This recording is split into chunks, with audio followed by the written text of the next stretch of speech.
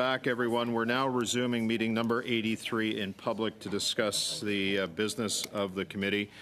Just for the sake of the members, we've got the Privacy, Information, Ethics, and Lobbying Commissioner.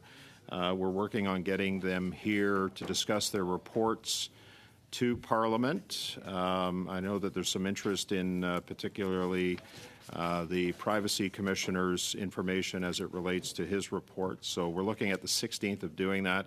And then we are talking about starting the social media study on the 19th. I appreciate the list, and it's a robust list of witnesses that were submitted by the committee, and so we're going through that list right now, and we'll make sure that we have some good witnesses for that report. So, Mr. Barrett, go ahead, please.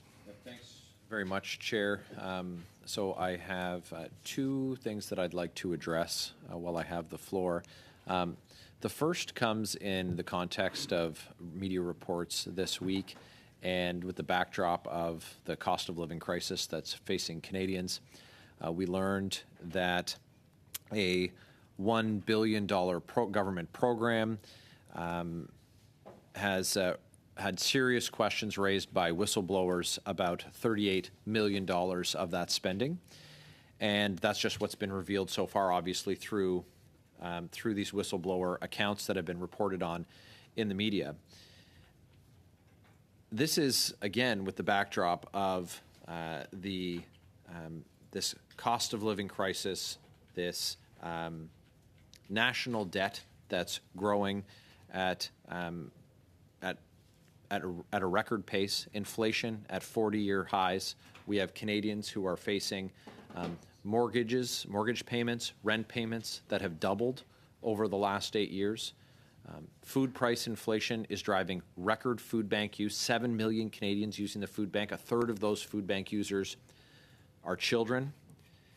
And Canadians need to know that the public purse is being properly tended to and that every dollar is being accounted for. And so I have a motion that I would like to give notice of, that pursuant to Standing Order 1083 and in light of the new information revealed through whistleblower complaints regarding the $1 billion fund awarded by the government to Sustainable Development Technologies Canada to deliver taxpayer money to the green tech sector, the committee dedicates 6 meetings to this matter and hear testimony from the Minister of Innovation, Science and Industry of Canada, the Minister of Environment, Minister of Finance, and the committee ordered the government to produce all documents related to this program, including emails, briefing notes, text messages, contracts, funding agreements, memorandums of understanding, and any other documents that the government has related to this program. So that's what I'd like to put on notice. Okay. So if it's just placed on notice, that's fine. Thank you, Mr. Barrett, and go ahead, please. Thank you. I had previously placed a motion on notice, Chair, with respect to the Minister of Environment, Stephen Guilbeault, with respect to, again, media reports of his travel to China to participate in the China Council for International Cooperation on Environment and Development.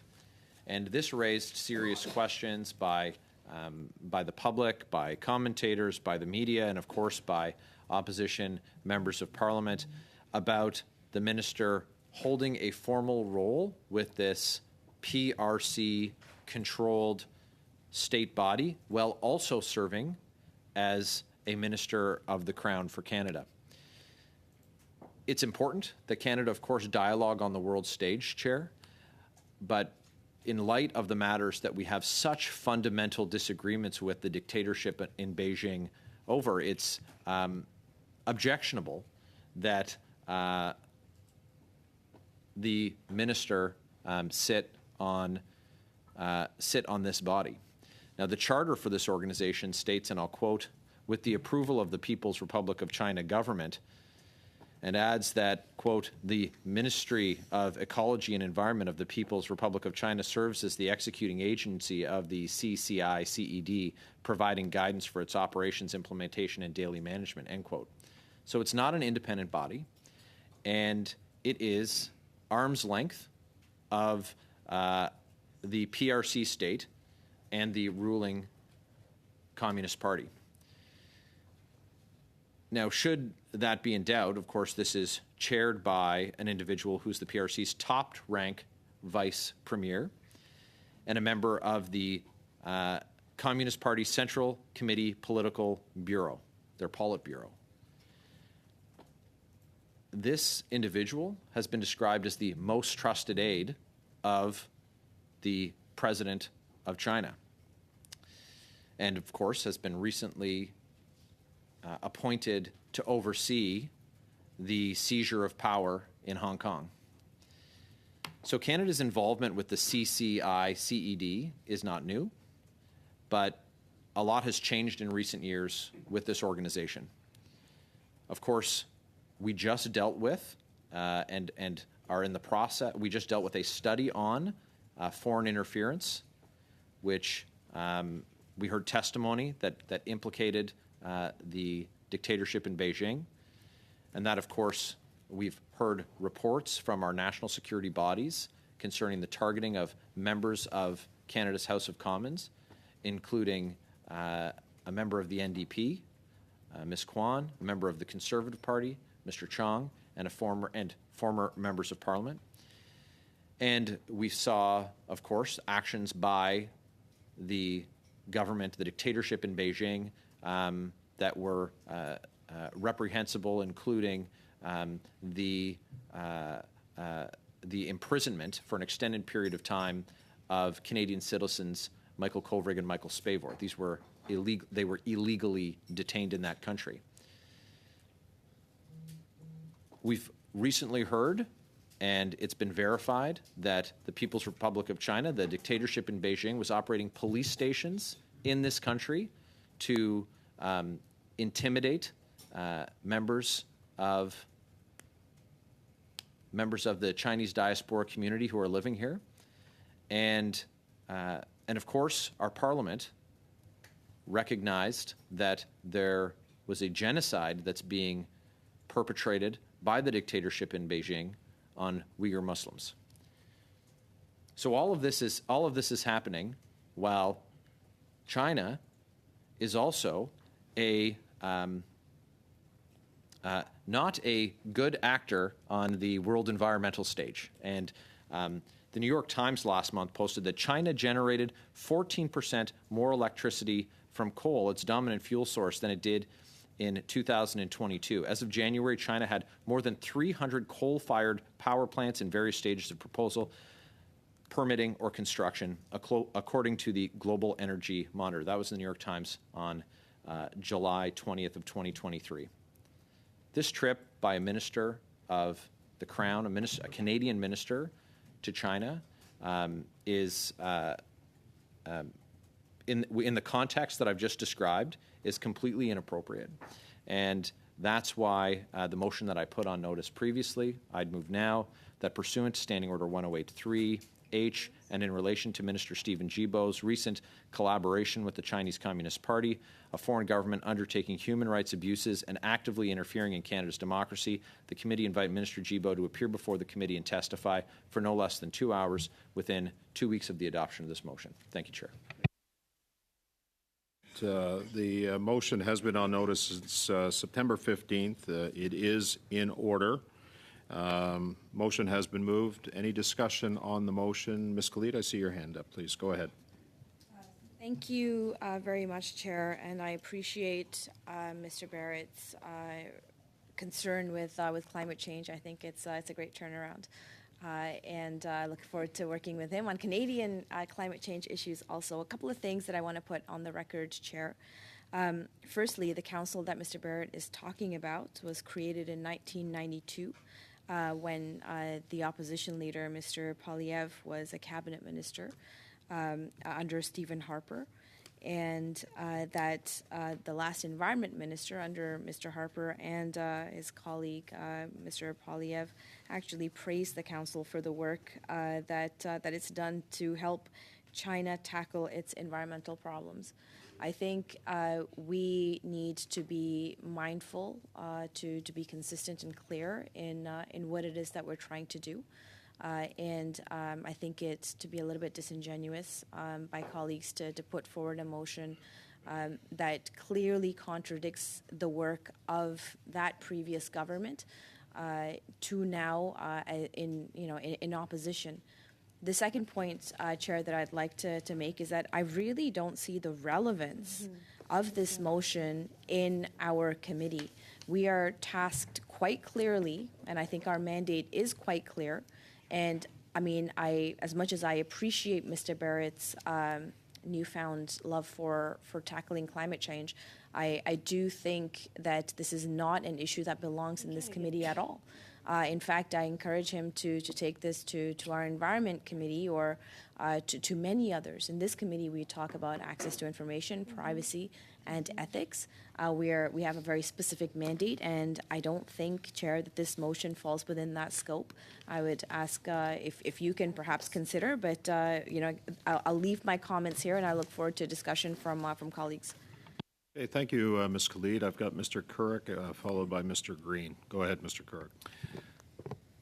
Thanks very much, Chair. And, I appreciate the motion that Mr. Barrett has brought forward. And, I think it emphasizes a couple of things that I've certainly heard loud and clear from my constituents when Minister Guilbeault's trip made its rounds in the media.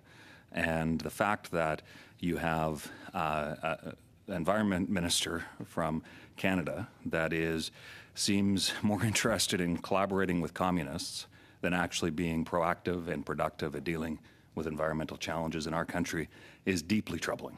And certainly when it comes to the revelations about not only what his actions were, but his attitude and the way that he has conducted himself, I think it is certainly the least that we can do to ask those very serious questions, that when you have a minister that at that exact same time, Chair, was attacking provincial governments for various things that certainly constitutionally calls into question his understanding of his role, but was more interested in attacking provincial governments than the human rights and environmental violations of a communist dictatorship. It was unbelievable, and I certainly heard from many, many constituents. In fact, I had done a number of events in the aftermath of Minister Guilbeault's and some of the headlines that resulted in this, and constituents who are certainly no fans of the Liberals, but on the best of days, but they were truly ashamed, Chair, that the Government of Canada and a Minister of the Crown would conduct themselves in this way. And I think that it's certainly the least that this committee can do to ask that minister the tough questions that he certainly needs to be asked about his conduct in this matter. Thank you, Mr. Couric. Go ahead, Mr. Green. Thank you. I reflect on the way in which people's perspective changes depending on where they sit. And I always get a kick out of my Conservative friends for pursuing these kind of Red Scare tactics when much of the work and relationship that Canada has with China, this is all on the record, FIPA, everything else, happened under the Harper government. It is what it is. I'm not sure what's changed. The last time I checked, there wasn't some kind of massive switch in government there. Certainly the nuances in international diplomacy have changed. I'm not even clear there's still a communist country. I would say probably more state capitalist, but that's for people who probably have a better analysis on both economics and politics, which sometimes we seem to miss. But I would say this, that in the opening remarks, and this is a question I'm going to put through you, Mr. Chair, that hopefully Mr. Barrett can answer, there seemed to be an inference that by being the minister and being a member of this international or this committee, and I'll admit I'm not 100% apprised of it, is there a conflict of interest? Is there a pecuniary interest? Is he being paid and compensated in ways that are untowards? Because there's a whole conversation we can have around that. If there are those things, then I absolutely think it is worthy of this committee to examine. If that's not the case, and this is simply a way to drag a minister into this committee, then I would highly, and I say this respectfully, suggest that you bring it up in question period, which is a perfect way for you to hammer. You could do it every day. You could have petition, you could do whatever. But in terms of spending our time in this committee, I would say that unless you have evidence that the minister has received contributions from the Chinese government that are not in keeping with the laws of our conflict of interest, if he's being paid, compensated, influenced in any way, I'm all for it. If it's a headline in the story that people are uncomfortable that he's dealing with one of the largest industrial powers in the world around climate change, I'm not doing that here. So that's where I am on that. I will say, and I'll take the privilege, I know that it was a notice. I happen to like the first notice of motion. I'm all for that, and I think that that's an important discussion. That at the appropriate time, we should definitely be doing it, because I don't want to see public funds used to greenwash industries that or the black hole of government money going to subsidize and line corporate pockets.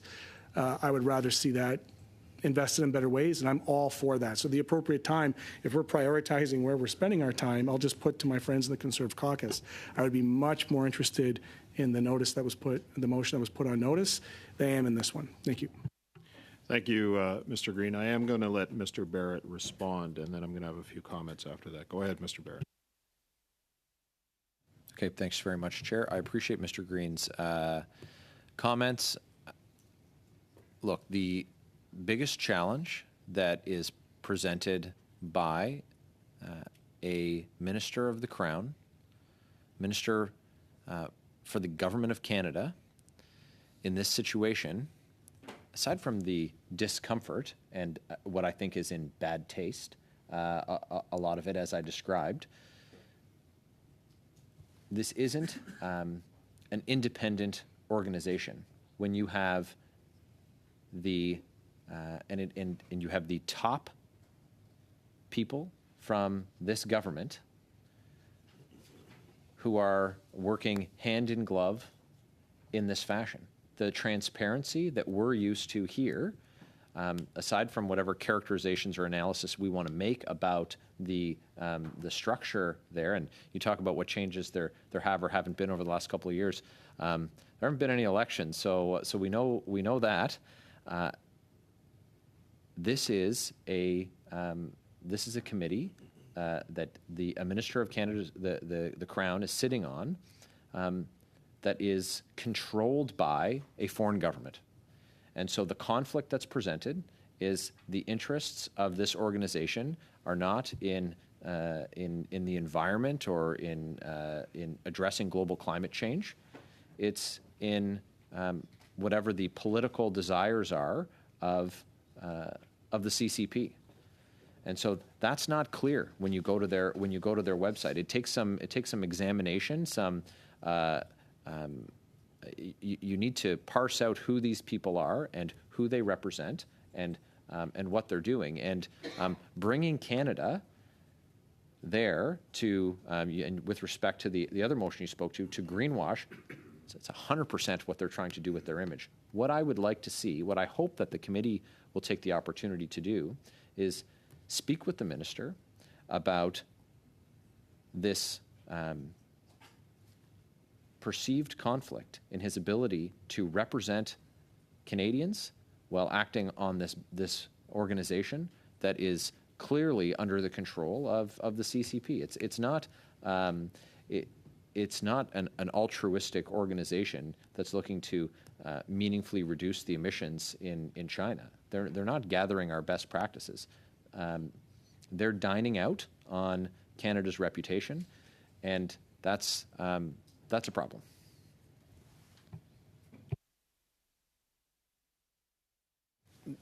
Listening to the discussion, I'm compelled by both sides of the argument. One of the challenges that I have as chair is we don't know whether, in fact, to Mr. Green's point, whether there are any ethical lapses here. That's, we don't know, and this is what I'm saying. So I think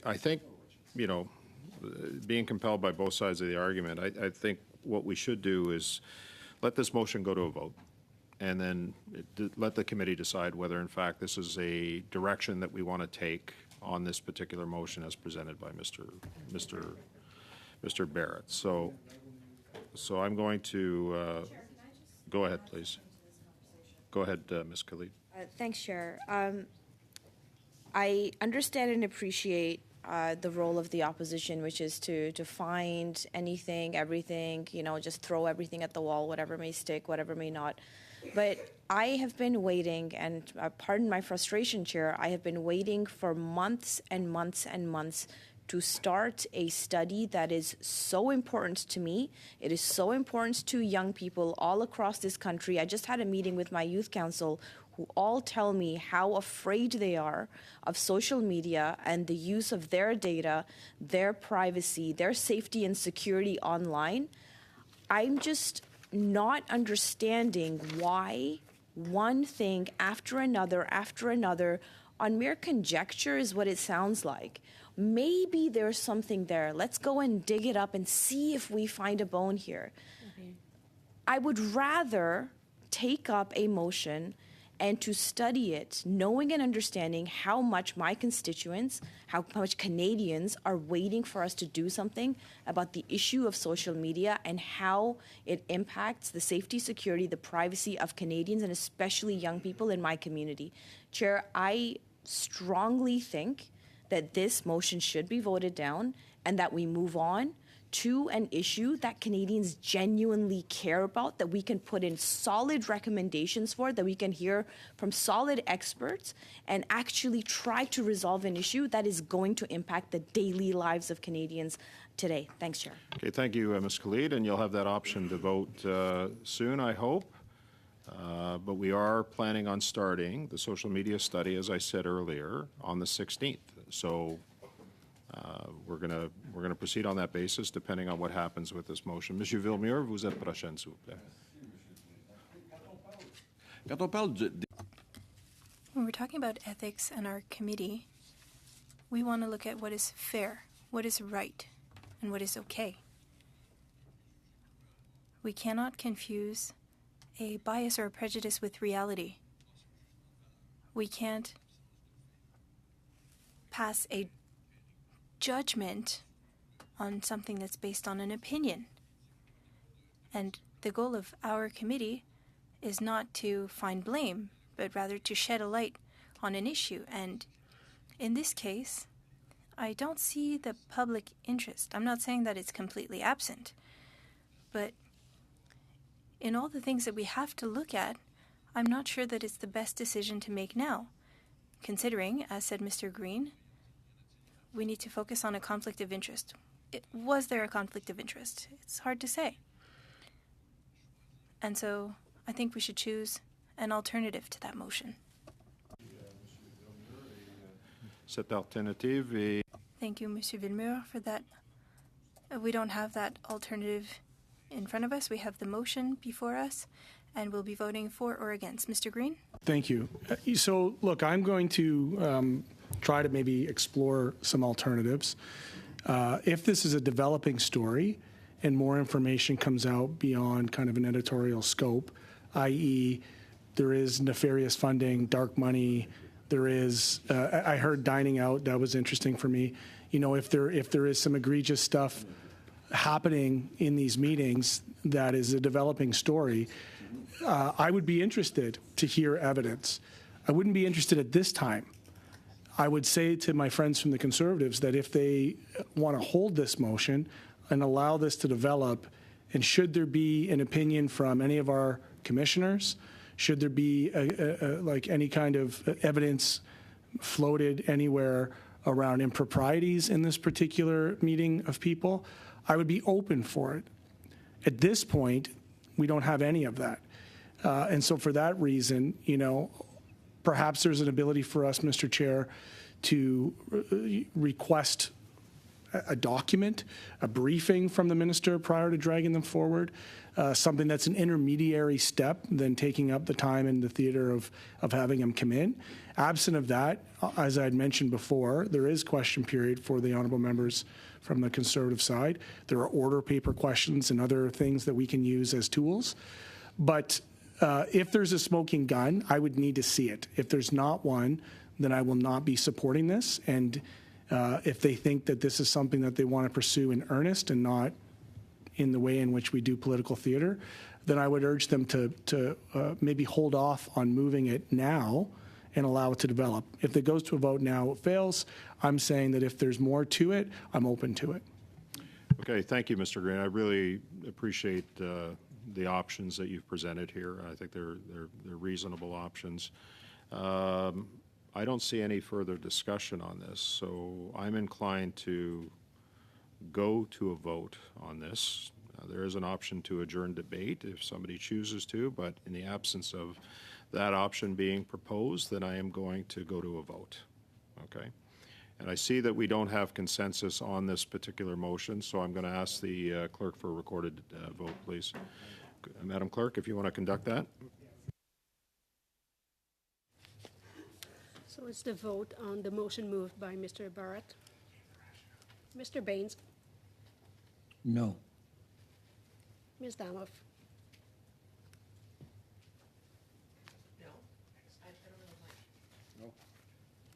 No. Mr. Killaway. No. Madame Fortier. No. Ms. Khalid. No. Mr. Barrett. Yes. Monsieur Gourde. Oui. Mr. Kirk. Yes. Monsieur Villemur. No. Mr. Green. Je vote contre. Yeas 3, nays 7. Okay, so the motion is defeated. I don't have any other committee business in front of us. Mr. Green, we've spoken about your motion that's on notice. The Privacy Commissioner is going to be coming on the 16th. We can deal with the issue then. Not seeing any other business, I am going to call the meeting and adjourn. Thank you.